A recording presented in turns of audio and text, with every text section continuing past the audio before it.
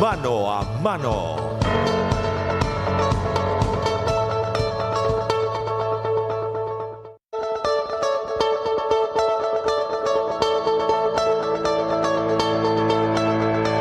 Casi las 22 en la República del Paraguay, 21 grados centígrados la temperatura en capital. ¿Cómo están ustedes? Con mucho gusto, con toda la energía de siempre y con muchas esperanzas. Arrancamos otra edición de Mano a Mano a través de C9N, el canal que nunca para. Y sin más trámites, ya saludamos a la presidenta del Consejo de Administración de la Cooperativa Universitaria. Cintia Páez, licenciada, ¿cómo le va? Un gusto tenerla al aire. Buenas noches.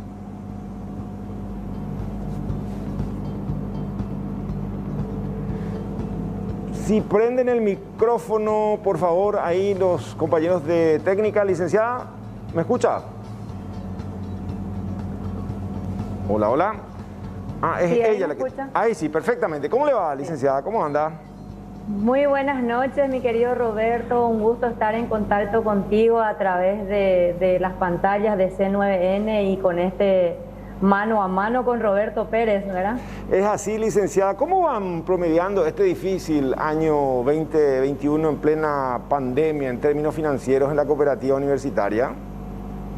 Bueno, realmente, Roberto, no es ajeno a nadie la situación que vivimos a nivel país y que repercute mucho en el sistema financiero en sí, ¿verdad? Pero en cooperativa universitaria nosotros podemos decir que estamos llevando bien el primer trimestre. Por ejemplo, cerramos entregando créditos en el mes de abril, entregamos créditos por 2 billones, hablando un poco en números, ¿verdad? Entonces, eso también refleja que el socio de cooperativa universitaria apuesta a su cooperativa, utiliza su cooperativa y también podemos decir que nuestros ahorristas también siguen confiando en nosotros y seguimos también recibiendo el dinero de los ahorristas como para que podamos en cooperativa universitaria darle el uso de otorgar créditos a nuestros socios. Si bien el 2021 se tornó bien difícil en el primer trimestre, hemos nosotros realizado en cooperativa universitaria algunas promociones y adecuaciones para nuestros socios en cuanto a la recuperación en los créditos, por ejemplo, también como para ponernos, como decirte, en sintonía y al lado de nuestros socios.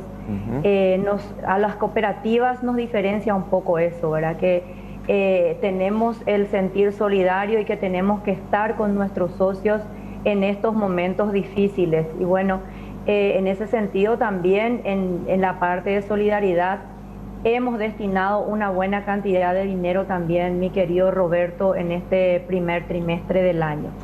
O sea que sin altibajos, dentro de todo, claro, trataron de recomponer algunas fórmulas, pero siempre mirando a futuro con toda esa predisposición y la trayectoria de solvencia que ya caracteriza a este ente cooperativo. Así mismo es, Roberto, con algunos ajustes y algunas adecuaciones estamos siguiendo adelante y seguimos por un buen sendero. Como dijiste vos, el eslogan de cooperativa universitaria, de confiable, se refleja en nuestros ahorristas que siguen apostando, en solvente, se refleja en los créditos que estamos otorgando a diario en cooperativa universitaria. Por mes solemos otorgar más de 100.000 millones en créditos. Entonces ahí se refleja, como dijiste, en nuestro eslogan, solvente. Y también el tercero que habla de la solidaridad, en donde se refleja también que en este primer trimestre, Roberto, hemos otorgado en cuanto a subsidios y premios de solidaridad $1 millón. De enero a marzo, ese fue el monto que Cooperativa Universitaria destinó a aquellos socios que tuvieron algún problema por la pandemia, estuvieron hospitalizados, internados, algunos por premios por nacimiento. O sea, en eso se refleja un poco lo destinado a la parte de solidaridad. Y eso hemos destinado en este primer trimestre, Roberto. 8% es la tasa más baja, tanto así. Así mismo es, Roberto. Nosotros tenemos un crédito a la excelencia a aquellos socios que tienen la categoría de socios excelentes en la cooperativa universitaria. Tenemos créditos bajos, inclusive del 8%, otorgándolo a esos socios, como te dije, con esa categoría excelente. Y es un crédito inclusive express que le llamamos, que se lo puede hacer a través de la web. Sin mucho trámite el socio puede acceder en el día a ese crédito. La tecnología que sin duda siempre se presentó como todo un desafío, pero que ahora pasó a ser una muleta inevitable en plena pandemia. La cooperativa siempre se caracterizó por estar un paso más adelante que el resto de los entes de todo este sistema.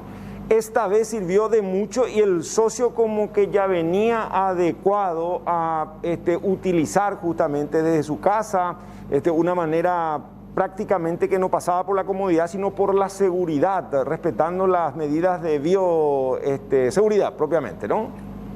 Sí, así mismo, Roberto. Nosotros el año pasado, de hecho que Cooperativa Universitaria siempre vino apostando y haciendo fuertes inversiones en lo tecnológico y como vos decís, siempre estuvimos un paso adelante en cuanto a eso. Nuestra página web tiene todas las posibilidades, probabilidades a que el socio pueda inclusive gestionar sus créditos, hacer sus pagos.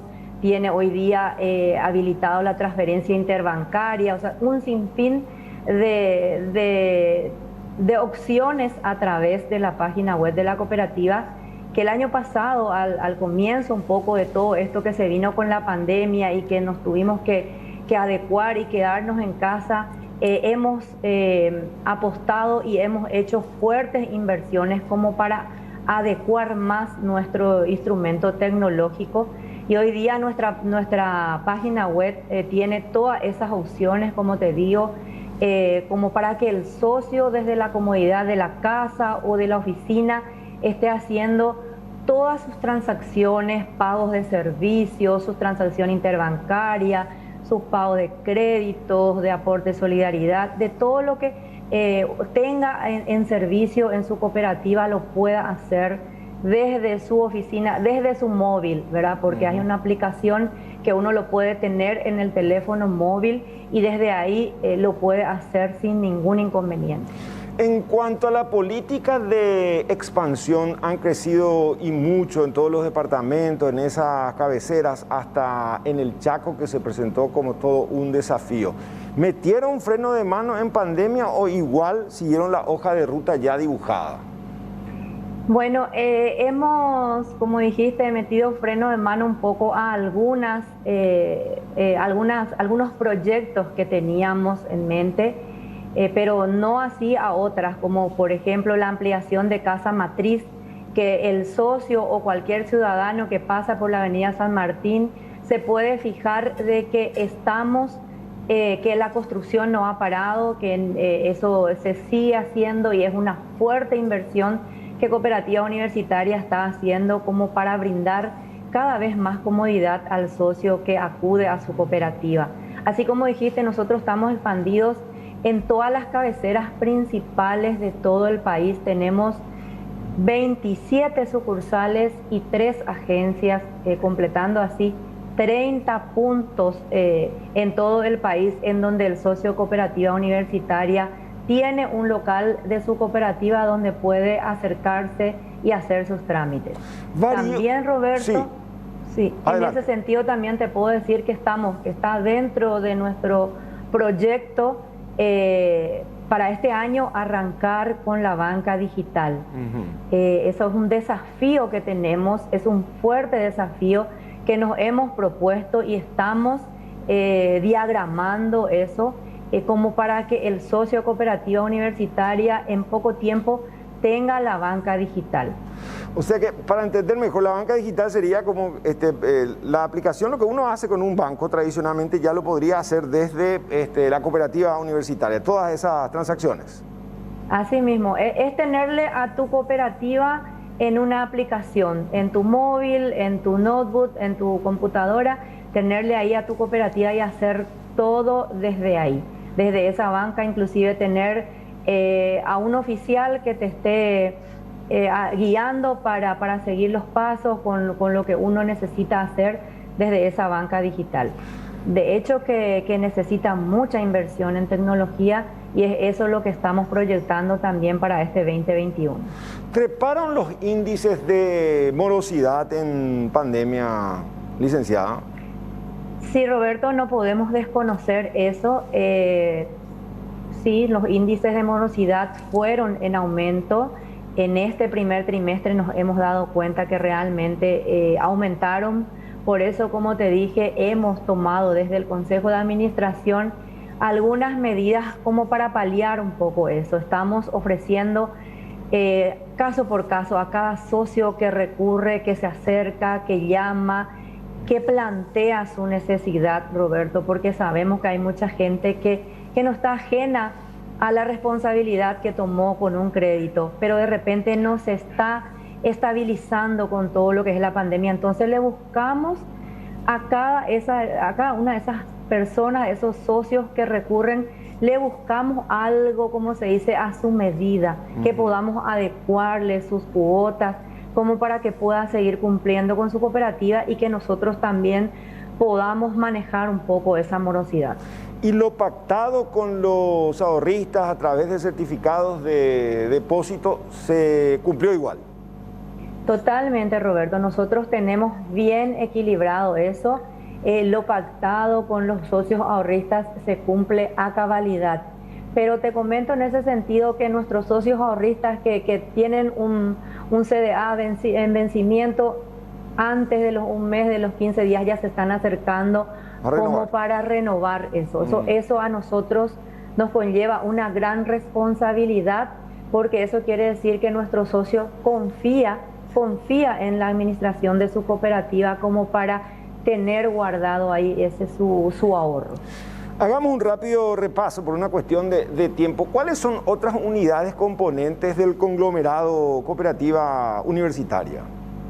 Bueno, Cooperativa Universitaria tiene un holding de empresas. Nosotros tenemos la compañía de seguros, Panal Seguros, es propiedad cooperativa, pero como bien lo sabemos, eso está abierto a todo aquel ciudadano que quiera acceder a un seguro de vehículo, seguro de hogar, seguro de oficina, seguros de empresas, un sinfín de seguros que ofrece la compañía Panal de Seguros, que es propiedad cooperativa. Luego tenemos también la empresa de Panal Cobranzas y Servicios, que es una empresa dedicada un poco a la parte de cobranzas. Somos parte de Cabal, que es una compañía binacional de tarjetas de crédito. Cooperativa Universitaria es socia, dueña de Cabal, con los hermanos argentinos. Luego tenemos la Fundación Panal, que es un poco nuestro brazo social dentro de Cooperativa Universitaria, y también otro servicio que hoy día está, lastimosamente tengo que decirlo, muy utilizado, que es el servicio de Solidaria Panal, que es una de las compañías que Cooperativa Universitaria también tiene como para brindarle el mejor servicio de sepelio a aquellos socios o familiares de socios que requieran de ese servicio. ¿Se puede decir entonces que más allá de estos delicados meses, de toda esa incertidumbre, especialmente entre 2020 ahora 2021, como que caminamos todavía erráticos, ustedes se dedican a cuidar la plata de cada socio y que dentro de todo la cooperativa universitaria está firme y muy solvente? Es así, Roberto, y no me quiero olvidar también de nuestra noble empresa Contour, que es nuestra empresa de turismo, que hoy día, Roberto, está siendo muy solicitada, porque sabemos que hay compatriotas que están viajando al exterior también por la ansiada vacuna, ¿verdad? Entonces, Contour también está trabajando, está brindando ese servicio al socio. Y me gustaría en ese sentido, Roberto, darte una primicia, que hoy esta mañana estuvimos con funcionarios, representantes del Ministerio de Salud, recorriendo un poco las instalaciones del ITAN Ramada. El ITAN Ramada es de la cooperativa universitaria, el ex casino y hotel ITAN Ramada, hoy día propiedad de la cooperativa universitaria, va a servir de local de vacunatorio también para los compatriotas, como para poder expandir un poco más, porque como hablé hoy con la viceministra de Salud, me dijo que están acelerando bajar el nivel de la franja etaria como para la vacunación, y que eso requiere cada vez más de instalaciones amplias, con lugares amplios para los vehículos, y en ese sentido el local del complejo del ITAN Ramada está ya al servicio del Ministerio de Salud, va a servir como un punto más de vacunatorio, Roberto. Estratégicamente ubicado, y si uno hace rápidamente memoria, se puede hacer la UPRA, un autovac, o sea que entrar rápido, son como prácticamente 10 cuadras hasta el edificio central, vacunarse y salir rápidamente otra vez en una zona muy concurrida y de alto tráfico vehicular. Así mismo es, Roberto. Entonces yo creo que eso desde la semana entrante ya va a estar al servicio también de todos los compatriotas, cumpliendo un poco también nosotros con el séptimo principio cooperativo, que es el servicio a la comunidad. Estamos dando también un poco nuestro granito de arena. ¿Y cómo anda el licenciado Jorge Choco Cruz Roa?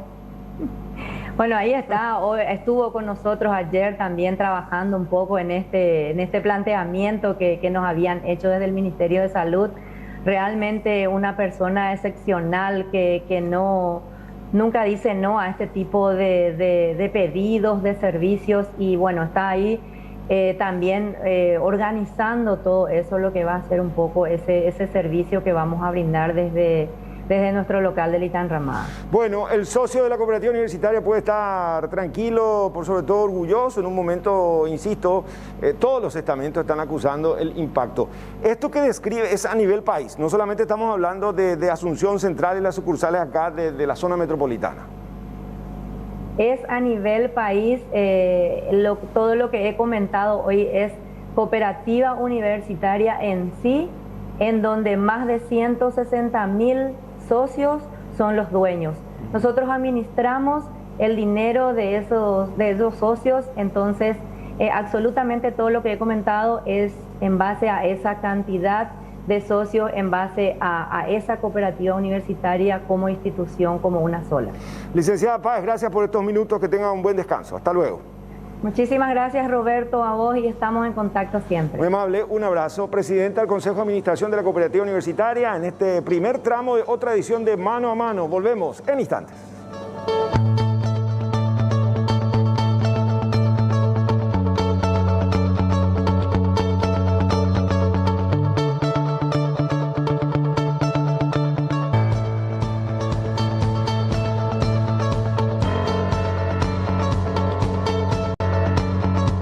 Con 18, segundo bloque de otra edición de Mano a Mano a través de C9N. Doctor Saldívar, un gusto tenerlo al aire. ¿Cómo le va?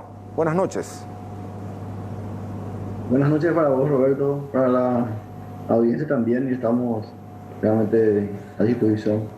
Estará en su casa, pero no descansando, porque trabajan 24/7 ahí en ese centro asistencial, doctor, ¿eh?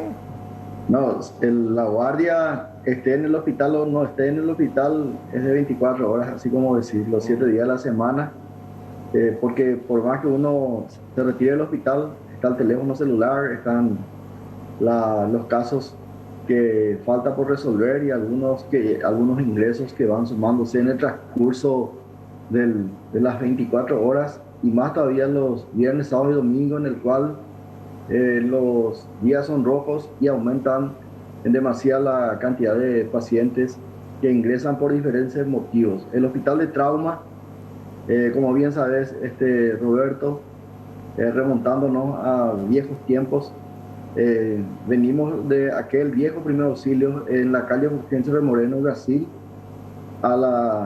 en el 2000 al traslado en el edificio donde estamos actualmente, y cambia de nombre ya después a Hospital de Trauma. Más las emergencias médicas siguen marcando nuestro día a día, es decir, paciente que necesita en agudo, una asistencia desde el trauma, desde un cuadro inflamatorio hemorrágico, que puede ser una criatura, un caso pediátrico, hasta el adulto mayor.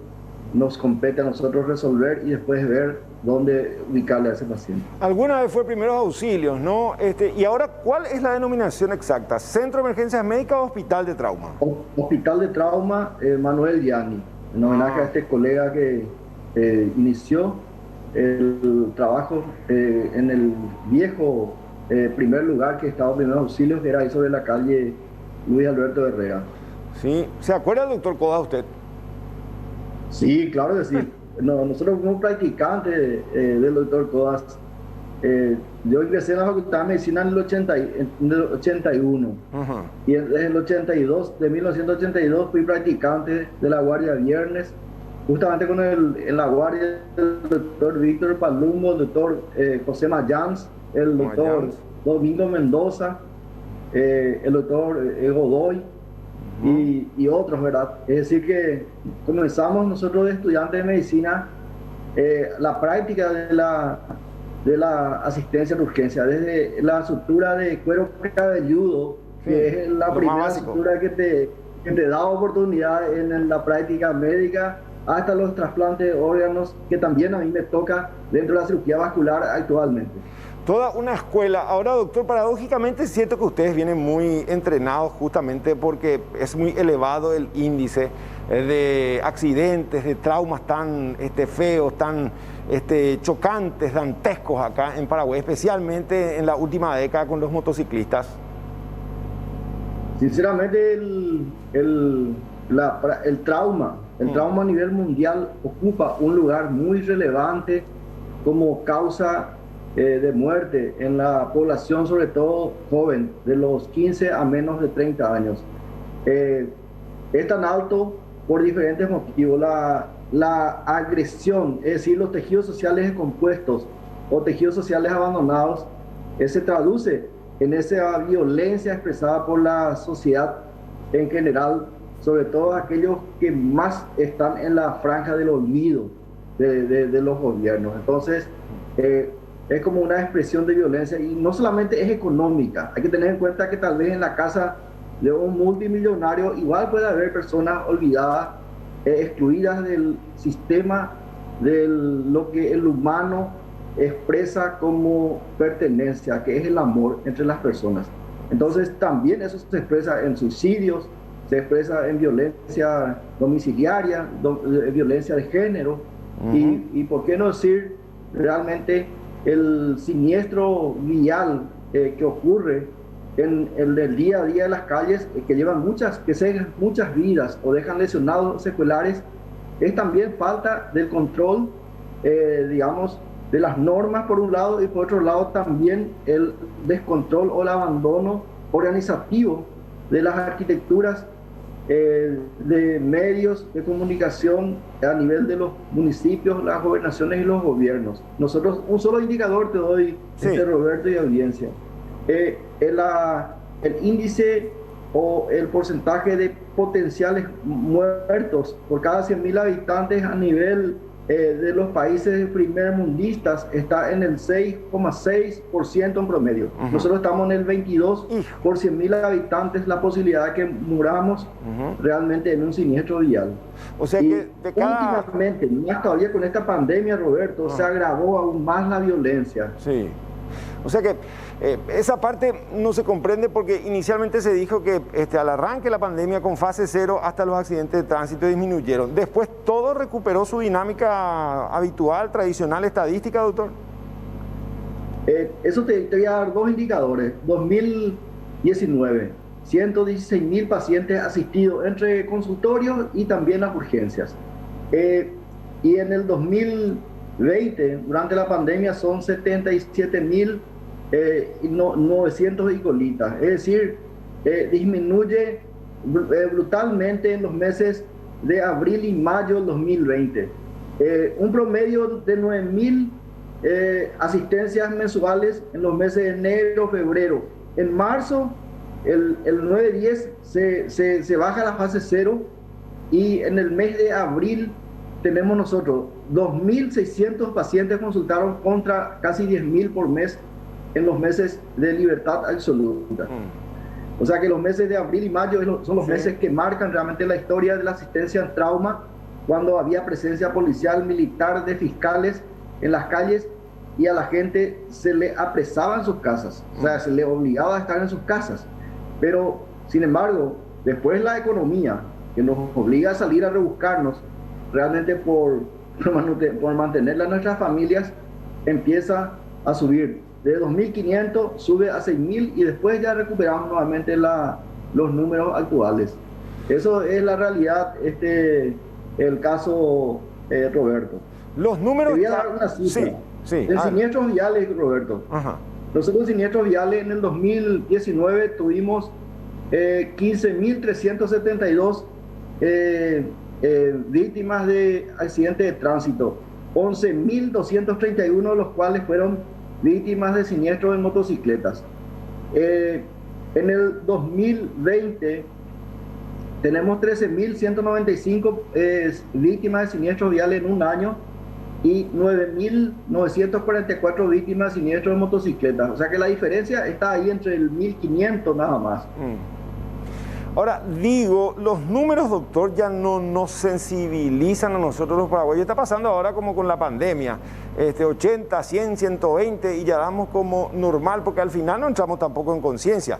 No hay esa retracción social, el cuidar a la familia, el núcleo, o sea, están las excepciones, pero digo, en la generalidad de los casos. En cuanto a los accidentes de tránsito, ojo, chaporano, mitad, no, como moscas, los que van en moto, igual se chupa, igual se toma, igual se sale alcoholizado al volante en ruta. La realidad es exactamente esa. No sé si vos recordarás, Roberto y audiencia, que normalmente el centro de atención de las estadísticas por víctimas de violencia en las calles la víctima de los siniestros relacionados a las fiestas, fin de año, Navidad, Año Nuevo, Semana Santa, solemos nosotros cuantificar realmente, y a lo mejor no pasamos nunca de los 68 cantidades de muertes en un lapso de viernes, sábado, domingo. Y te recordarás que con asombro nosotros decíamos, el otro año bajó 20, y bueno, sí. No nos asustaba realmente eso. Ahora, prácticamente con la pandemia, parecería ser que la gente está jugando el jueguito ese que los niños juegan en desafíos. Y salen los números y no ponemos detrás de esos números a personas que tal vez puedan ser miembros de nuestras familias, que puedan ser miembros de nuestra comunidad, de nuestro lugar de trabajo. Eso es lo que nosotros decimos la pérdida de la sensibilidad humana, que realmente es lo que nosotros sentimos cuando muchas veces, siempre pongo este ejemplo, Roberto, a lo mejor el joven un viernes tal vez pues es su primera salida en un automóvil prestado por su papá, o a lo mejor lavó la moto de su papá y presta para salir. Al día siguiente le llaman para que se vaya a reconocer el cadáver de su hijo. O sea que esa imagen golpea hasta el más duro médico o enfermera o funcionario que está en el escenario donde se produce ese hecho. Me robó la siguiente pregunta, porque yo le estaba por decir, hablando de sensibilidad, ustedes los trabajadores de blanco, los médicos, ¿ya tienen el corazón galvanizado o aparentan nomás estar así tan normal cuando están comunicando esas cifras? O cuando tratan con el paciente que se está yendo, con el terapizado, con esa habitual práctica de la reanimación. ¿Cómo hacen, doctor, para sobrevivir al estrés de ese tipo de situaciones extremas? Nosotros nos entrenamos, Roberto, en el conocimiento exacto del procedimiento que estamos realizando. Uno deja un poco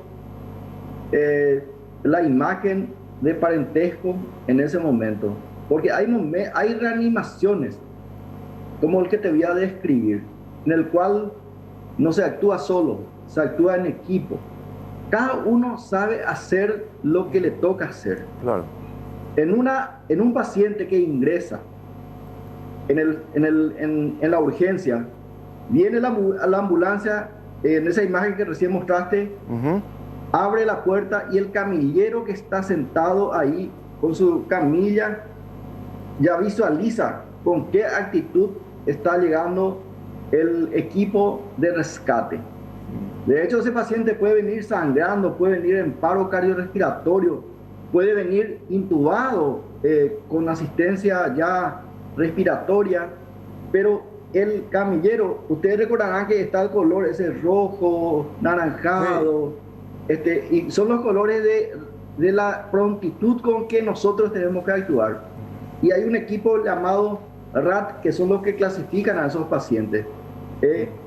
Ese paciente que viene grave, traumatismo del cráneo, viene intubado o no intubado, inconsciente, en el lapso de metros entre entrar en la puerta de entrada y los 6 metros que está la primera puerta, y a la vuelta está un espacio donde el equipo de guardia le hace un examen primario.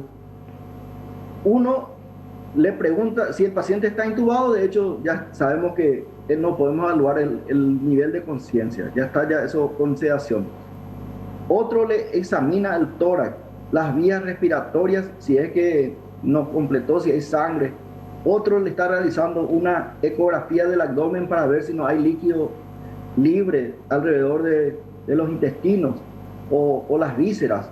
Si hay líquido en el abdomen, otro le estabiliza las fracturas múltiples que vienen.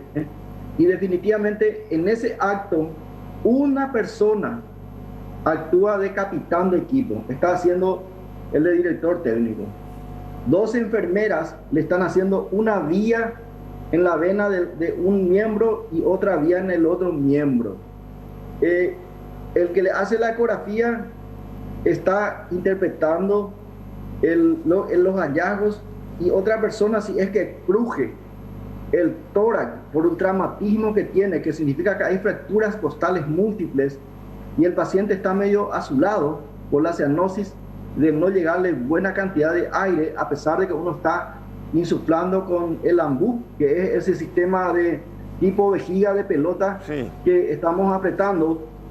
Probablemente 2 residentes ya le van a poner tubos de drenaje torácico para drenar el aire neumotórax o la sangre que está en el tórax, que es el hemotórax, de manera a que esa ventilación se produzca en forma inmediata para salvar la oxigenación del cerebro golpeado en ese momento.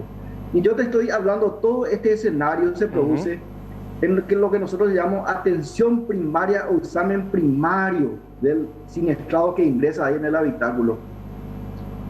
Mientras esos 5 minutos se completa ese examen, en cada brazo ya se habrá ido 1 litro de suero fisiológico, que sumado son 2 litros, que si es que la presión arterial que se tomó al ingreso de ese paciente, que a lo mejor a veces es solamente medible tomando el pulso carotidio, porque a veces cuando el paciente está tan chocado, tan hipotenso, no se perciben los pulsos en la muñeca, solamente en el cuello o en la ingle.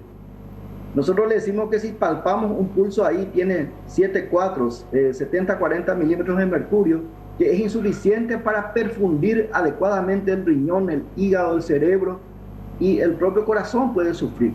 Entonces, cuando le pasaron esos 2 litros, que son todos estos, sumando todo escenario, y nos recupera la presión, y yo veo que hay líquido en la cavidad abdominal, lo más probable es que yo no pierda tiempo como equipo de rescate en ese momento del paciente y lo lleve a quirófano para abrir el abdomen y ver realmente si encuentro o sospecho una rotura hepática, empaquetar eso, cerrar las canillas abiertas, las arterias y las venas, y efectivamente llevarlo a terapia intensiva, haciendo lo que se denomina control de daños. En la guerra eso se aprendió. En la guerra vos haces control de daños y retirás tu equipo o tu batería para que repare otro.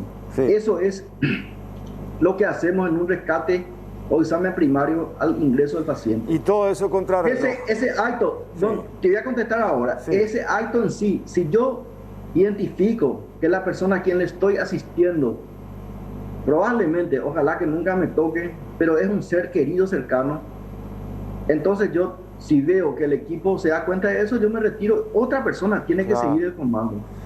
Pero definitivamente, en el caso particular mío, yo te digo que me tocó la oportunidad de asistirle a personas cercanas, compañeros de trabajo, y uno trata de tomar que la salida sea algo más fuerte y entonces continuar la lucha.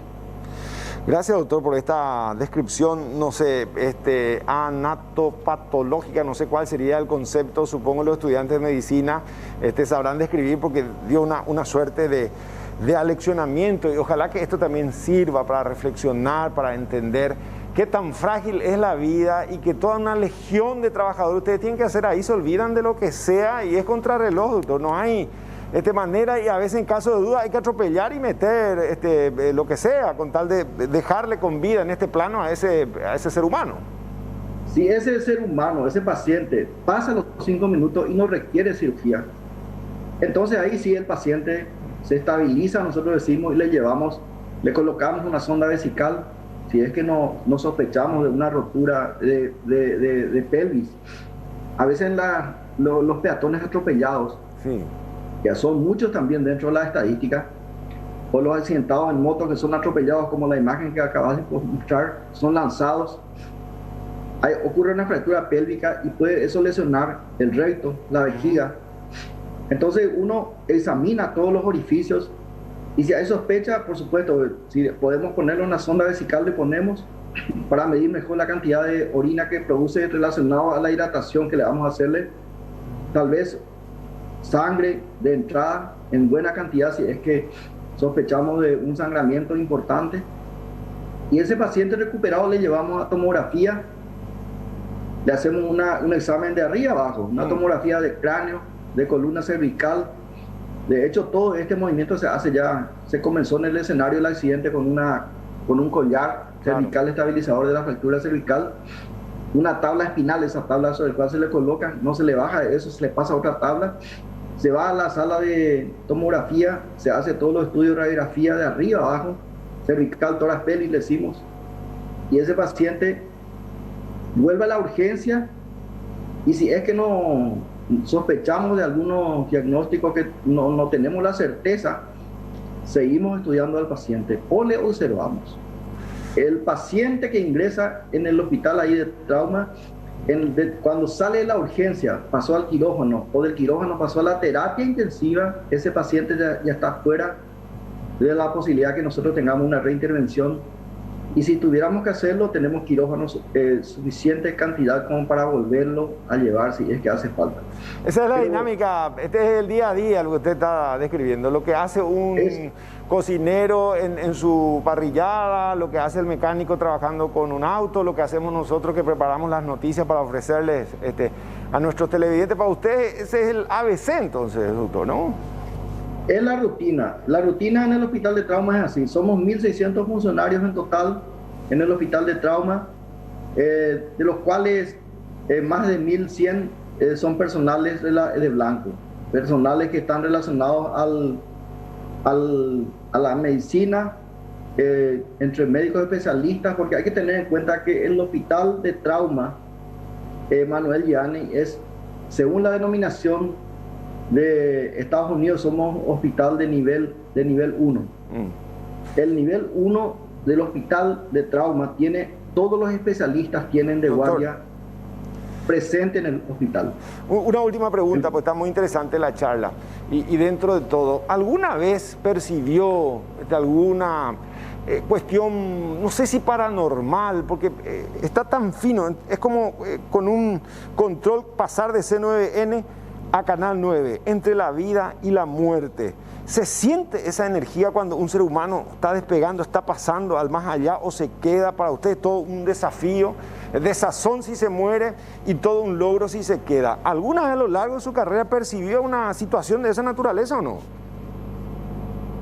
Y normalmente yo no percibí nunca eso. Yo soy un hombre de fe, yo creo, tengo pertenencia a la religión católica, apostólica, y profeso realmente. Siempre mi trabajo por más que esté basado en la ciencia, en la evidencia científica, en las estadísticas, en la preparación permanente, en la capacitación permanente. Como le dije, de cirujano general llegué a hacer trasplante de órganos y he salvado muchas piernas relacionadas a mi especialidad. He salvado muchas vidas suturando arterias y venas. Le puedo decir que sí, siempre nosotros ponemos lo máximo del conocimiento y la fe en los actos que realizamos. Y a veces cuando vemos que hay una barrera muy fuerte entre el salvataje o no, seguimos haciendo con el mismo amor el trabajo que hacemos. Los resultados muchas veces dependen realmente del terreno en el cual uno trabaja. Y muchas veces cuando vos decís, no podés decir vos como médico, todo está perdido. Hacé lo que vos tenés que hacer, que la naturaleza te va a ayudar.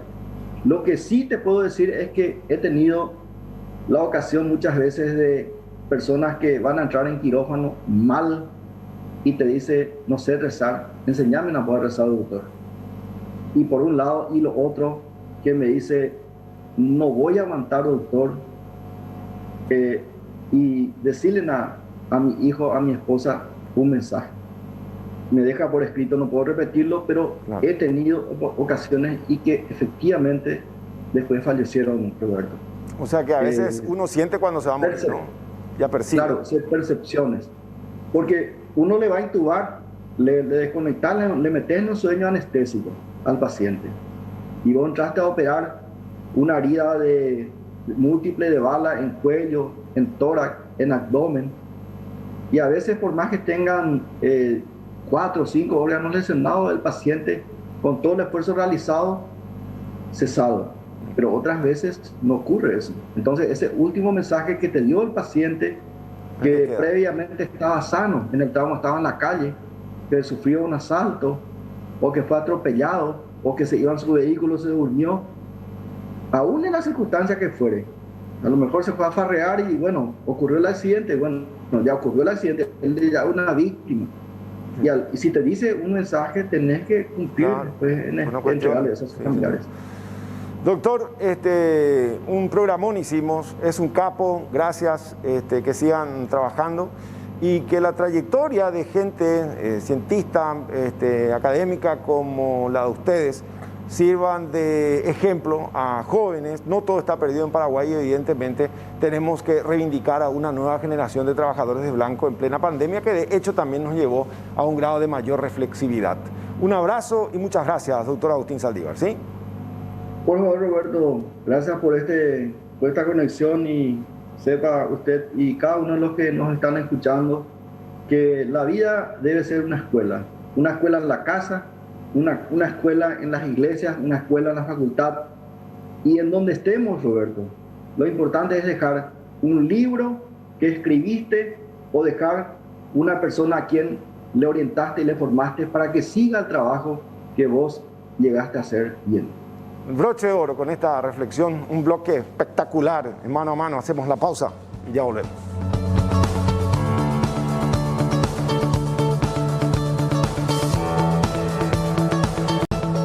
Juan Tomate Sosa, ¿cómo le va? Un gusto, muy buenas noches. Me van a preguntar por qué le decís tomate al doctor. Tanto tiempo, ¿cómo anda? Buenas noches, Roberto. Mi respeto para vos, mi respeto para la audiencia. Éxito en este programa. Soy uno de tus seguidores, así que aquí me tenés y hoy gustoso poder acompañarte compartiendo aquí en el programa contigo. Te digo lo de tomate porque venimos con ese nickname, con ese marcante del Nacional de la Capital, ya por el 86-87, ¿no? ¿Se acuerda bien? Sí, desde la presidencia del centro el 23 de octubre, después en la Facultad de Derecho y ahora en el gremio de abogados también. Ya cariñosamente continuamos con eso. Doctor, un año muy difícil para los trabajadores del foro, para ustedes los profesionales independientes. Difícil, complicado, un año que realmente esperábamos que sea ya un año de recuperación. Sin embargo, honestamente se sigue convirtiendo en un año de tratar de acostumbrarnos a un sistema que es mucho más lento, un sistema que es mucho más burocrático.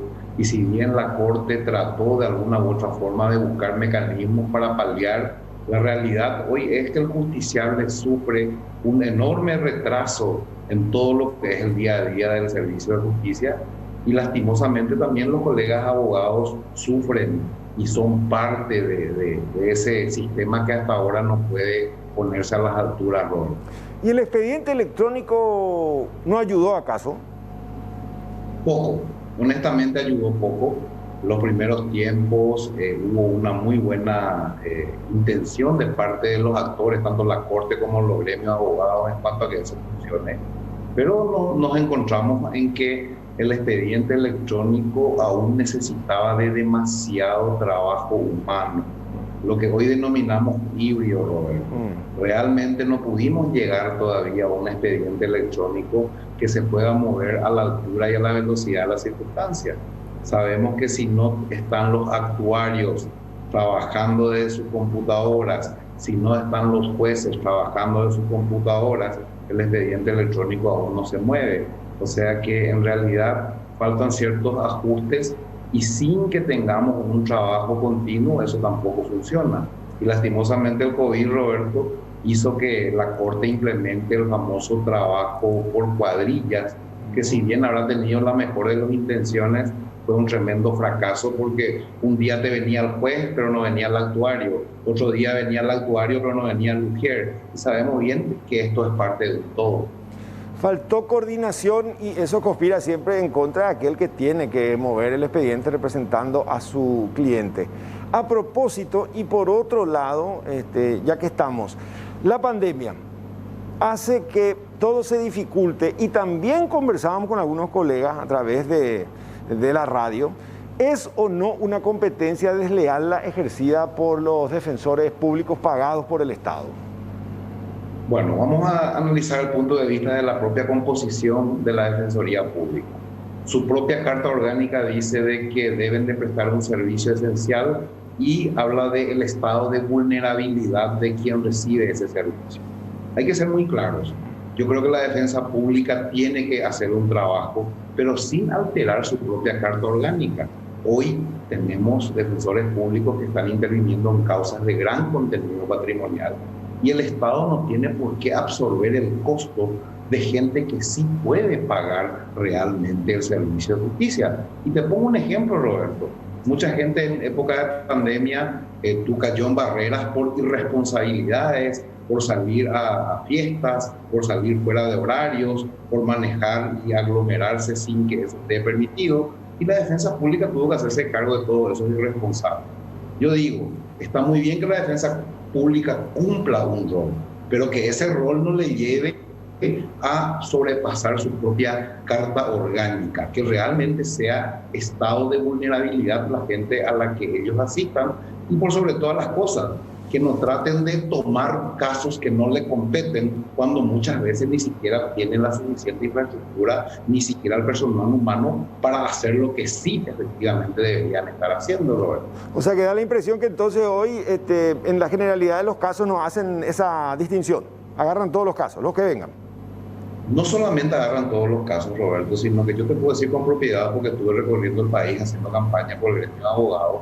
Y hay muchísimas quejas en el interior del país de que los defensores públicos amañadamente cobran y hacen un trabajo desleal, cobran. Es así, hay quejas en todas las jurisdicciones. Aparte del sueldo que reciben a cuenta del Estado, cobran por debajo. Muchísimas quejas en diferentes ciudades del interior y se acentúa en el interior del país. Y esto le podés preguntar a cualquier colega y te van a decir lo mismo. Es más, incluso hay ya la famosa camarilla de que en el juzgado luego ya le llaman al defensor y ya hay todo una triangulación. Totalmente, esa es una realidad. Sí, y vamos a seguir conversando, le vamos a buscar también a la defensora general, porque esto es muy grave, al fin y al cabo, si es que ellos fueron designados, están en un rol, independientemente a que probablemente a veces atiendan casos que no deberían, porque dicen que no hay ya esa exigencia de la Carta de la Pobreza, pero que cobren encima, hagan una competencia leal en contra del trabajador independiente, eso sí, va en negritas y con mayúsculas. Otro tema. El Consejo de la Magistratura, la reglamentación de un reglamento ya para muchos desfasado. ¿Los magistrados en concurso tienen o no un examen diferenciado? Sí tienen. ¿Ustedes lo cuestionan? Cuestionamos. Creemos que realmente se vulneró el estado de igualdad en el cual tenemos que competir todos.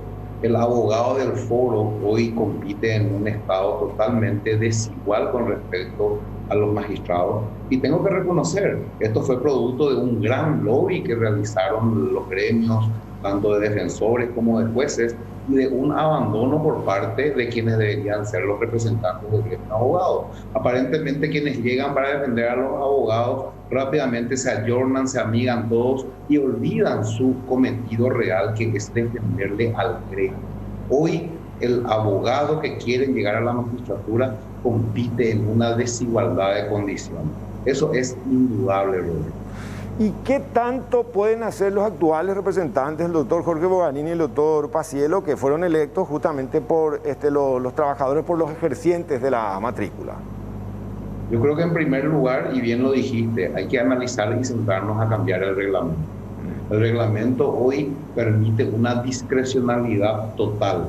Hoy la discrecionalidad que tienen para nombrar es más subjetiva que objetiva. O sea, ¿qué significa? Que importa más lo que yo crea que sos a lo que realmente sos según tus méritos académicos. Y eso tenemos que cambiarlo. Y a partir de ahí, hacer un profundo debate. ¿Queremos que estén los mejores realmente en la magistratura? ¿Queremos que el Poder Judicial realmente tenga a quienes deben de ser los que administran justicia con equidad? ¿O queremos la camarilla de cuates y amigos del poder que van a defender y seguir sosteniendo cuestiones que el día a día la justicia nos demuestran que no están funcionando? El jurado, el jurado de enjuiciamiento de magistrados sigue siendo una instancia garrote en donde ciertos determinados estudios jurídicos operan con sus miembros como para apretar a magistrados. No solamente determinados estudios jurídicos, sigue siendo el garrote con el cual se persigue al fiscal y juez honesto y se premia al fiscal y juez amigo. El jurado de enjuiciamientos hoy está totalmente absorbido por la clase política partidaria. Hoy, desde el Congreso y desde los líderes políticos partidarios, salen los lineamientos de ese órgano que debería de haber sido totalmente neutral. Esa es una gravísima deficiencia. ¿Cómo le vamos a pedir al magistrado que sea realmente coherente y que sea justo cuando sabe que tiene en el cuello la vaga del jurado de enjuiciamiento que le está esperando y que si no cumple con el político de turno, y enseguida va a ser removido o por lo menos sumariado, como pasa todos los días? ¿En qué quedó aquel proyecto de buscar un sistema que pueda permitir jubilarse al abogado? En realidad ese es un proyecto que ya viene hace muchas décadas, pero no pudimos encontrar hasta ahora una verdadera consistencia en cuanto a que sea viable. Sabemos que el Estado ya no da para nada. Cualquier tipo de proyecto de jubilación tiene que tener un enfoque mucho más del gremio en sí y tiene que autosustentarse. Nosotros hemos presentado un proyecto de ley que hizo el doctor Bordas, que es una eminencia en esto. Hemos puesto a consideración del Congreso y de los colegas, pero lastimosamente no pudimos hasta ahora llevar esto a debate en el Parlamento. Y te comento rápidamente, en ese proyecto, por ejemplo, la jubilación no sale del Estado, sino sale de las tasas judiciales y de los propios honorarios que los abogados cobran y la facturación que realizan. Es un proyecto bastante interesante que realmente alguna vez nos puede dar mucha satisfacción, pero hoy el colega abogado está desprotegido. No existe una jubilación ni tampoco se avisora a corto plazo, Roberto. ¿Y la colegiatura en qué quedó? Por el momento la colegiatura quedó en el Parlamento, tuvo un amplio rechazo de un 90%, te diría, de los colegas. Lastimosamente el proyecto de colegiatura que se presentó parecía más un proyecto de apoyo y de ayuda a un pequeño sector antes que realmente una colegiatura que nos nuclea a todos.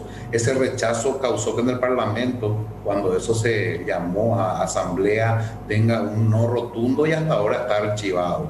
Creemos que se puede volver a estudiar, pero en otros términos, más inclusivo, donde todos puedan opinar y que realmente sea una colegiatura que busca apoyar al colega y no lo que se presentó, que era tipo una policía recaudadora que más que nada servía para generar fondos y para que un pequeño grupito administre realmente el colegio de abogados. Necesitamos discutirlo entre todos y que sea amplio y que todos podamos participar. Por último, doctor, ¿es cierto que algunos colegas llegan al extremo de cerrar sus oficinas y atender en la sala de sus casas por la pandemia? No hay circulante, hay trabajo, pero es muy difícil cobrar. Es cierto que muchísimos colegas han cerrado sus estudios jurídicos y también es cierto que muchísimos colegas tienen que tener actividades extraordinarias. Muchos se dedican al comercio o tienen otros trabajos, porque realmente el ejercicio de la profesión choca con dos grandes problemas, Roberto: la pandemia y la superpoblación de abogados. Como es que decía Elio Vera, el que nos salta es abogado prácticamente, ¿verdad? Bueno, pero ahora la Corte está trabajando en un proyecto, los abogados ya titulados van a tener que rendir como los escribanos para recibir su matrícula. Yo creo que es parte de un proyecto que se tiene que llevar adelante con mucha responsabilidad. Cautela, porque ¿no? La pregunta que yo me hago es: ¿quiénes van a tomar el examen? Mira que en la Corte tenemos varios promedio 2,67. O sea que tenemos que ser muy coherentes en cuál va a ser la institución que realmente nos va a medir el conocimiento. ¿Quiénes juzgan a los que juzgan, Robert? Sí. De hecho, y por eso ojalá sea muy comedido y que finalmente no vaya también en detrimento de aquel joven que se preparó, que se formó y que finalmente por algo están las instancias que acreditan a las universidades. No es menos cierto que también están esas facultades ahí que entre sábado y domingo nomás te dictan las materias y después en 2 o 3 años ya tenés tu título. Totalmente. Aparte que bien lo dijiste, Robert. El principal problema está en muchas universidades. Un tiempo se abrían universidades como se abrían panaderías. Descuidamos el nivel de formación.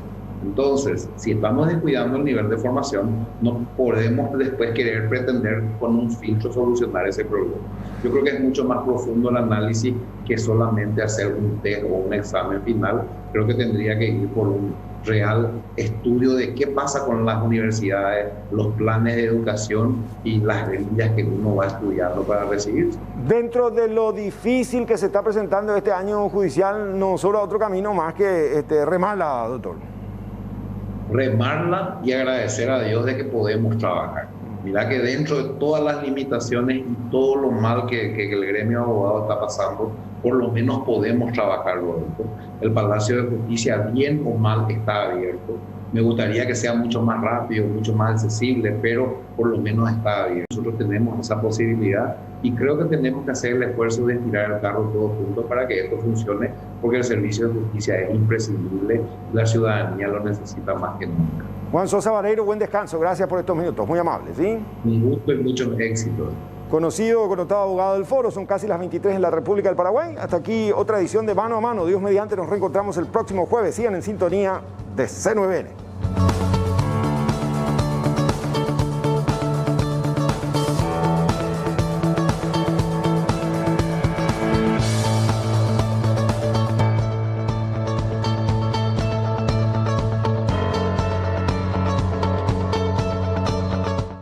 La herramienta digital CU 24 Horas te permite habilitar tu caja de ahorros desde la aplicación o desde la web, de forma sencilla y rápida.